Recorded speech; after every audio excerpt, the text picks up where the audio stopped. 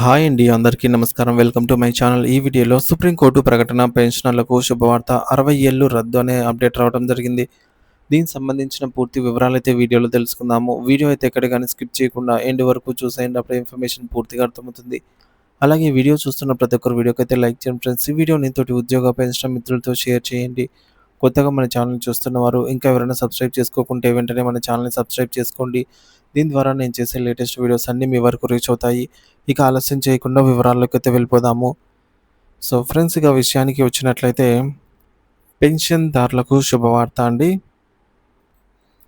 న్యాయస్థానాల కీలక తీర్పు, ప్రభుత్వాలపై పెరిగిన బాధ్యత.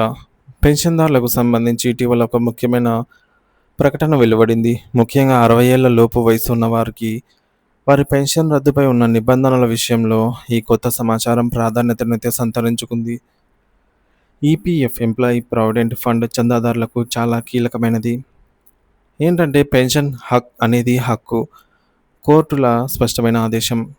సుప్రీంకోర్టు మరియు ఇతర న్యాయస్థానాలు పెన్షన్ అనేది ఈపీఎఫ్ చందాదారుల హక్కు అని, ఇది ప్రభుత్వం ఇచ్చే దానం కాదని స్పష్టం చేశాయి. ఉద్యోగులు తమ జీవితకాలం దేశానికి లేదా సంస్థకు సేవ చేసినందుకు ప్రతిఫలంగా పొందేది పెన్షన్ అని, ఇది వారి సామాజిక భద్రతకు సంబంధించిన విషయమని కోర్టులు నొక్కి చెప్పాయి.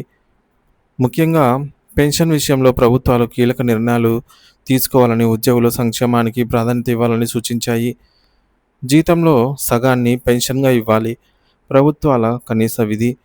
న్యాయస్థానాలు ఇచ్చిన ఆదేశం ప్రకారంగా ఉద్యోగి రిటైర్ అయ్యే నాటికి పొందుతున్న జీతంలో కనీసం సగాన్ని పెన్షన్గా నిర్ణయించడం ప్రభుత్వాల కనీస విధిగా భావించాలి. ఇది కేవలం ఒక సూచన మాత్రమే కాదు, సామాజిక న్యాయానికి సంబంధించిన ఒక కీలకమైన అంశం. ప్రస్తుతం ఇస్తున్న కనీస పెన్షన్ను ఈ స్థాయికి పెంచడం ప్రభుత్వాల అనివార్య బాధ్యతగా గుర్తించాలి అని కోర్టులు స్పష్టం చేశాయి. ఈ ఆదేశం ప్రభుత్వాలపై పెన్షన్ విధానాలను సమీక్షించుకోవాల్సిన ఒత్తిడిని పెంచుతుంది. ప్రస్తుత పెన్షన్ విధానంలో అసమానతలు. దేశంలో ప్రస్తుతం 81 లక్షల మందికి పైగా పెన్షన్దారులు ఉన్నారు. వీరిలో దాదాపుగా 78 లక్షల మంది, అంటే అత్యధిక శాతం మందికి రూ. 5,000 కన్నా తక్కువగా పెన్షన్ వస్తుంది. ఈ తక్కువ పెన్షన్తో రోజువారీ ఖర్చులు, ఆరోగ్య సమస్యలు తీర్చుకోవడం చాలా కష్టమని పెన్షన్దారులు ఆవేదన వ్యక్తం చేస్తున్నారు. పెరుగుతున్న ధరలకు అనుగుణంగా పెన్షన్ మొత్తాన్ని పెంచాల్సిన అవసరం ఉందని ఈ గణాంకాలు స్పష్టం చేస్తున్నాయి. 60 ఏళ్ల లోపు వారి పెన్షన్ రద్దుపై వివరణ. ఇంకా 60 ఏళ్ల లోపు ఉన్న వారి పెన్షన్ రద్దుకు సంబంధించి వచ్చినటువంటి ప్రభుత్వ ఆదేశాలపై మరింత స్పష్టత అవసరం.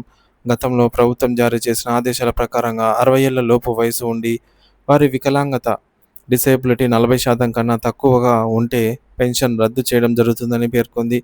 ఈ నిబంధన చాలామందిని ప్రభావితం చేస్తుంది. అయితే న్యాయస్థానాల తాజా ఆదేశాల నేపథ్యంలో ఈ నిబంధనపై ప్రభుత్వం పునరాలోచించాల్సిన అవసరం ఉందని నిపుణులు అభిప్రాయపడుతున్నారు.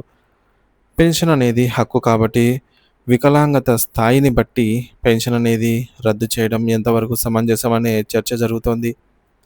మొత్తంగా న్యాయస్థానాల ఈ కీలక తీర్పు పెన్షన్దారులకు ఒక గొప్ప ఊరటనిస్తుంది. పెన్షన్ అనేది వారి హక్కు అని, దానిని ప్రభుత్వం దానంగా చూడకూడదని స్పష్టం చేయడం ద్వారా ప్రభుత్వాలపై పెన్షన్ విధానాలను మెరుగుపరచాల్సిన బాధ్యతను పెంచింది. ముఖ్యంగా తక్కువ పెన్షన్ అందుకుంటున్న లక్షలాది మందికి ఇది ఆశాకిరణం.